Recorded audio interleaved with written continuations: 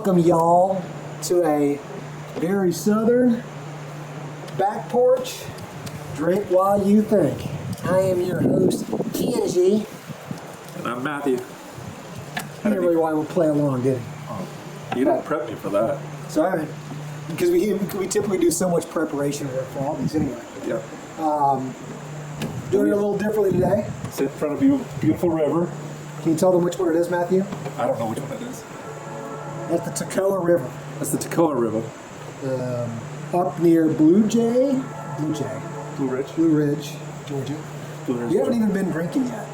Yeah, but up here on a little bit of our Acuity partner retreat. I hear a train off in the distance there. We'll see if that thing comes by right in the middle of the drink. That'll be awesome. So, let's get into what we're drinking. What do you have for us today? So, we're going with some of my homebrewed beers. It's been a while since we've done these, so we got two of them. The first one, I guess we can share if we need to. You may not want to. First one is, this is a porter. This was known as, I guess Matthew likes porters, and we famously dubbed this one the fourth quarter porter. You want to talk about the fourth quarter porter, Matthew? Not really. I'm still not ready to do that yet. So, the Atlanta Falcons, who I'm repping this year right now, have had a couple of rough fourth quarters, but I believe you brewed this during the Dallas game, right? During the fourth quarter of the Dallas game. Because it was over, so Kenji was like, oh, I need something to do. So therefore, it's dubbed the fourth quarter porter. We're kind of famous for having some problems in the fourth quarter. So, nice consistency though. It looks good. At least having a cold beer makes me feel better about, and truly we have a train coming by right now. River train, I mean, what's more southern than this? Hey everybody. Oh man, there's a big off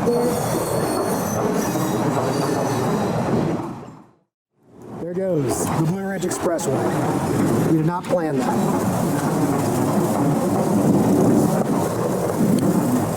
Okay, back to... You cut me out of the seat now, I think.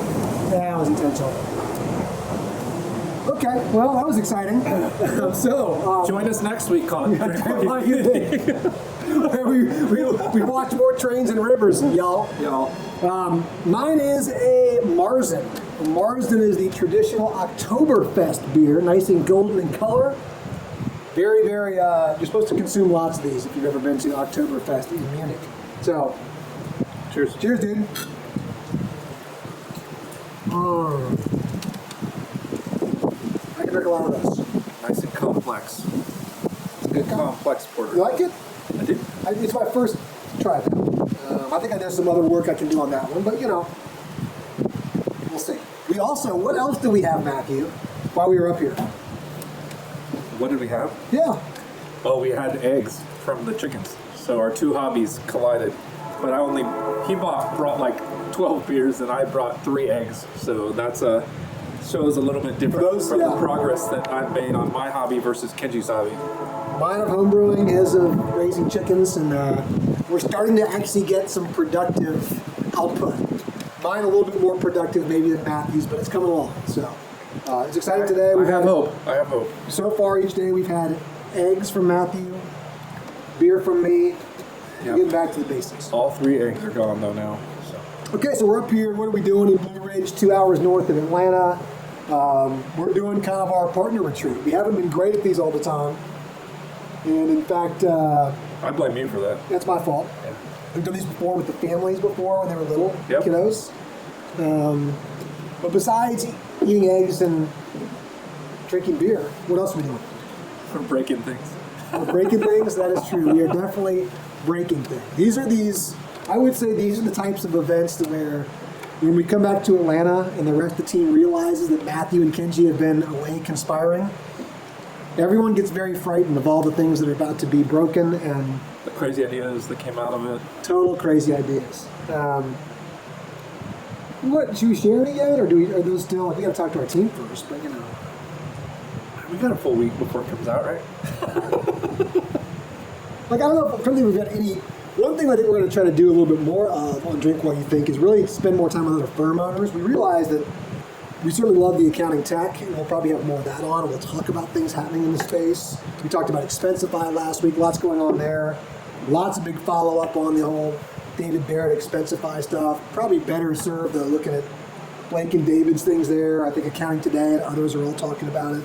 So we'll always talk about like news and stuff, right? Yeah. I think the big one we can talk about today that would be appropriate is we decided we probably need to be more public and transparent about our investments that we've made in our clients and in the app partners and ecosystem, just to put that transparency out there. We have a little investment vehicle we call Acuity Invest because we're not very creative.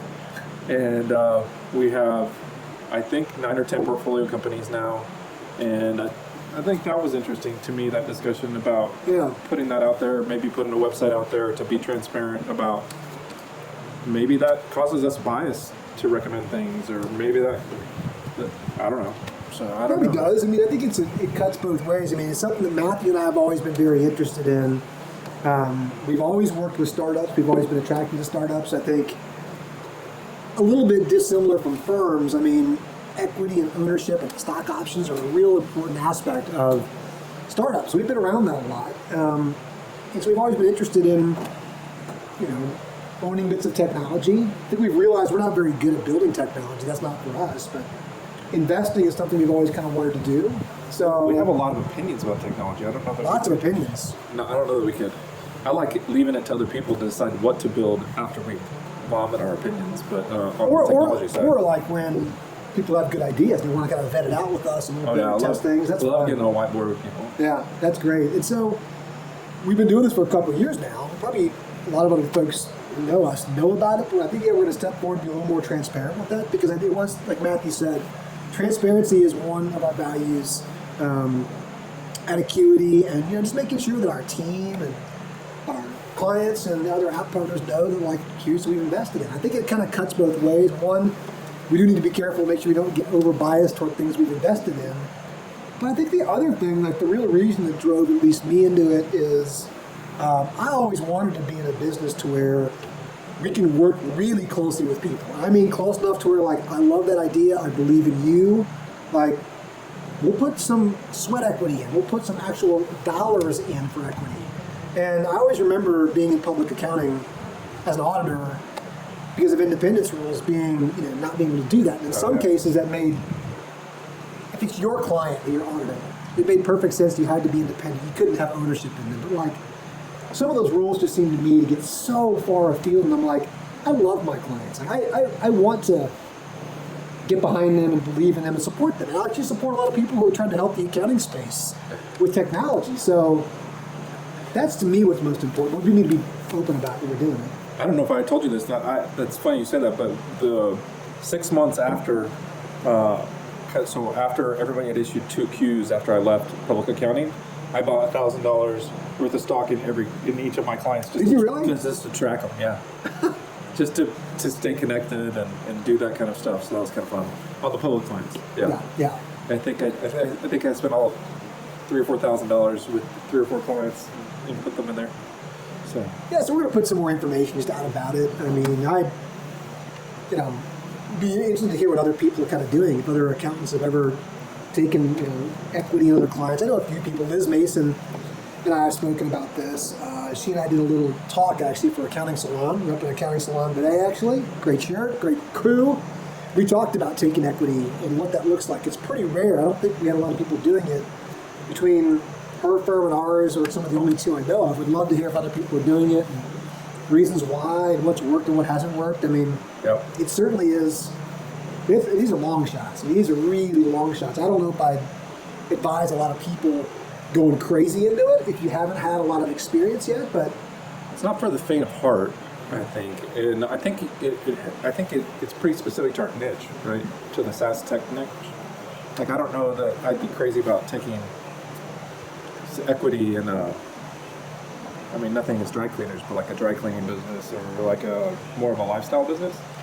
So that's a little different. So it might be real tech niche dependent, I would think so. It's something that actually we talked about, Liz and I spoke about on our panel, is you probably do need to have a client base where they're already lots of investors putting money into your clients. Typically, that's going to be technology. Could be biotech, could be some other spaces. But biotech be good. It'd be good, yeah. You know what that was. Yeah. You really I've seen some of those. I just can't pull the trigger on that. Well, that's not a space we know very well, No. right? Like if you know, accountants tend to know their clients really well. Yeah. So it kind of gives you some good knowledge about how they work and the financials, and you're working alongside of them as a team member almost. So I think that if you're doing CFO services, it's something to maybe consider to look at a little bit, right? Why couldn't, most CFOs in the early stages can get maybe up to 1.5 or somewhere in there, depending on how early they come into different companies. Like if you're in there acting as that role, maybe it's something you want to consider and look at, but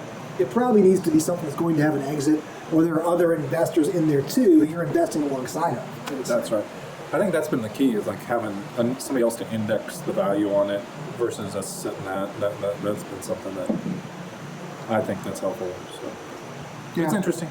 But I think that was a good one to talk about today. Yeah, we'll see. So be on the lookout. We'll hope we have some more information up about what we're doing, and we just welcome other firms and others to bring some ideas. What are you looking at that's interesting? Why are we doing it? Happy to have conversations about that. Yeah, it was interesting today just writing down. I didn't realize about half of ours are former clients or clients. Current clients are former clients, and then half of them are accounting tech out of the 10. It's interesting. So. Yeah. So we're things we believe in. Yeah. People we like so much. People we know really well. Yeah, know really well, and we just kind of believe in and are hopeful that great if it benefits us, sure, but also it's stuff we believe in and people we believe in. So hopefully we'll give you and others who care a lens into the things that are important to us and that we kind of believe in. What else? What other stuff we talked about doing? I mean, we don't run the most formal partner offsites, do we? Clearly, we're sitting out here by the river drinking. No, we don't.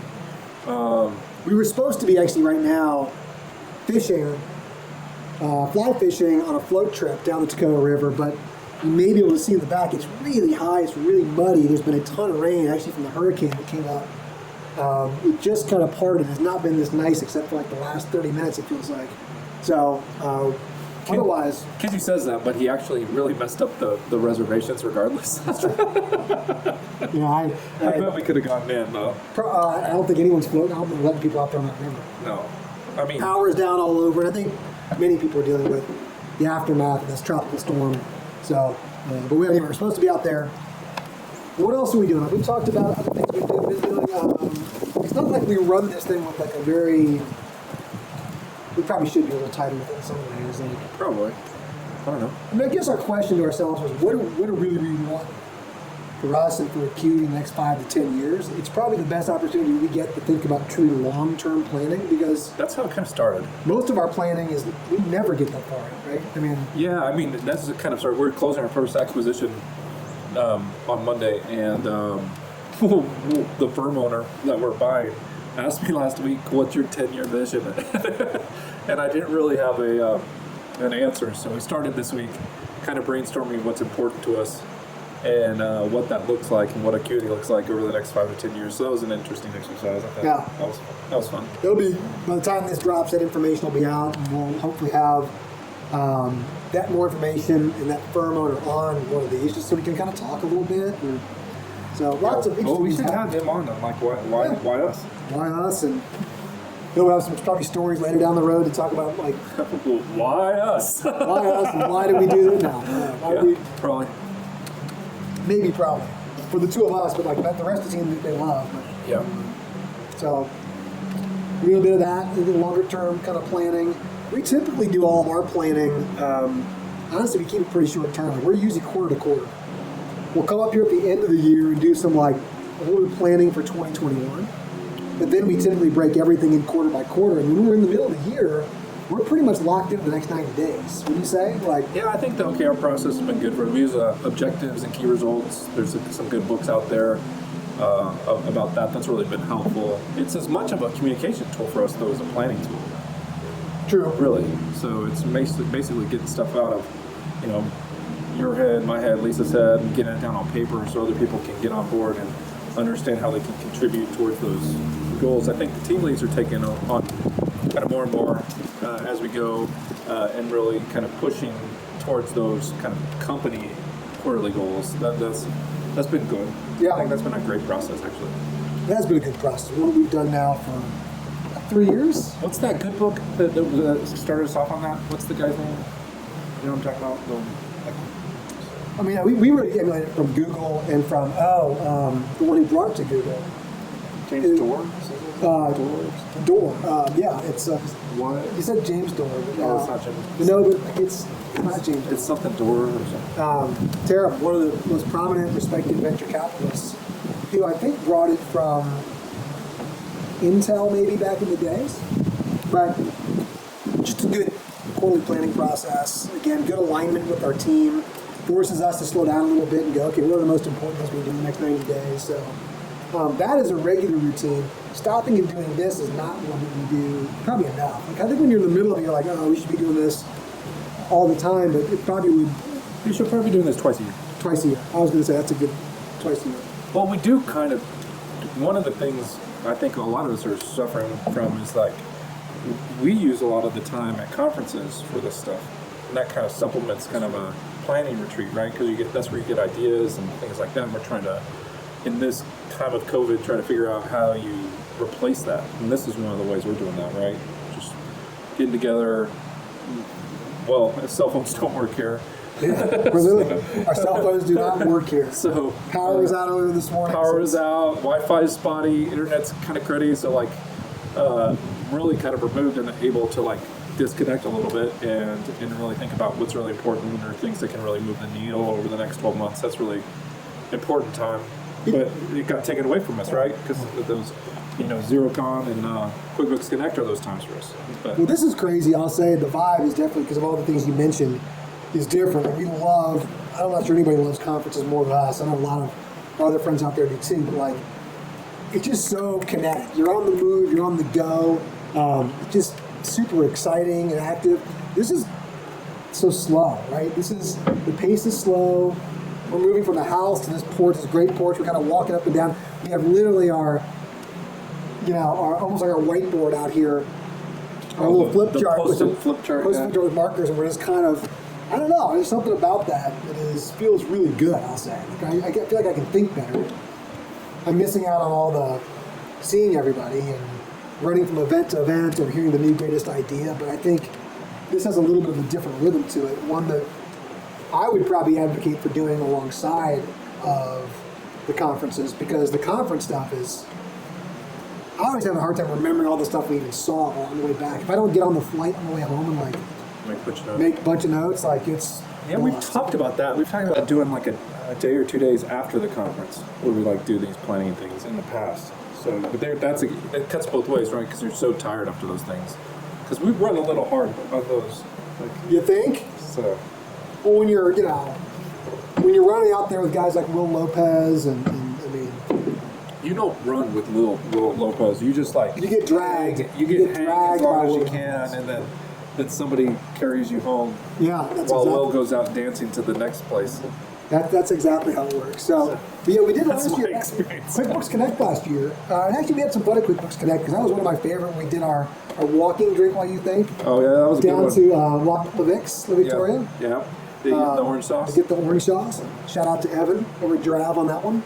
That was a good recommendation. But we did ourselves and Lisa, me, Matthew, and Lisa came out with spouses and did Napa the week, I guess 3 or 4 days before. 3 or 4 days before, yeah. We probably had a little bit of business discussion, but not tons. We didn't do much planning that time. Well, the ladies were there, and they're not going to like. Yeah. Actually, they could care less if we talk about that stuff. They get bored enough with us anyway. So we were pretty focused on vineyards, I think, and eating. We were. That was a good food trip. That was a great trip. That was a bummer. That's coming up. I know QuickBooks Connect is going virtual, so we'll see about that. What else, man? Just not the same. I don't know. What did you think? What struck you? What was Today? Yeah. This week. The thing that really struck me that is that I feel like we've been super innovative over the years in sales in particular, and marketing, and I think we had some good breakthroughs yesterday, in particular on outbound marketing. Right? I think there's just some outbound marketing for me outbound sales for me has been a place where I think we've probably been at some of our most creative and experimental. Yep. And it's just getting harder to do that right now because it's just time catches up and those tactics become more and more common, so they don't draw attention like they used to. Yep. And so I think making some real changes there, and how we continue to get really creative and drive lead flow back to us as a firm is interesting. So I think we'll see some things to come there. It'll be really good to collaborate, bring some ideas back to our team and collaborate with them more about like, hey, how do we get back to having a really, really innovative approach to kind of drawing people to Acuity. So we'll save on like what, I mean, that's going to, a lot of stuff has to be flushed out on that. Oh yeah, for sure. We got to flush some stuff out, but we got to make some mistakes. We were really good about making mistakes about 4 years ago in sales. And I feel like it's time to start pushing the envelope a little bit. That's the biggest thing, is right? We're not making enough crazy ideas, mistakes, bets like we used to. Yep. And I think partly because we've kind of figured it out to some extent. The industry's figured it out how to kind of do outbound sales. So it's kind of on to the next thing, which is for us, like I watched, I know yours too, but like, you started thinking about creative marketing ideas, like my energy level about what we can do as a firm went way up. Like, oh, here we go. It just felt right. Like, right, that felt. Yep. That makes sense. Kind of the same way I felt like when it was like, oh, let's launch this sales initiative, right? It felt like that. So I think we're onto something there. Otherwise, we should be doing this more often. We should be doing this more often. Like, we can do it to talk about business, but we can do it more often. We need in to. general. In fact, my filter on this will be, you can with Airbnbs, you can always have these, great. I'm looking for a pool or being riverside. I think I'm going to actually ask them to have like really, really poor Wi-Fi and connectivity. Can I put that as like that's been good. That's what we've talked about, is doing that, doing the thing with Judy Price. Like one of the former business people at DLA Piper, she and her husband just bought a catamaran in the middle of British Virgin Islands, BVIs. Yeah. So if you're looking for a disconnected way to do things, I think we're gonna have to do that one. So shout out to Judy there for following the dream and hook us up with a discount, Judy. Hook us up. But, yeah, we'll put. Yeah, if you guys need a charter, Sailing Interrupted. We'll try to figure. It's a. I don't know. Chaos Interrupted. ChaosInterrupted.com. So we'll try to put the link into the notes here, and maybe we'll get a commission from Judy, but or maybe she'll just maybe she'll just let us actually step foot on that amazing boat. Yeah, that'd be awesome. But anyway. We don't have the ability to rate these because these unfortunately, people, are such special beers because they were made in my basement.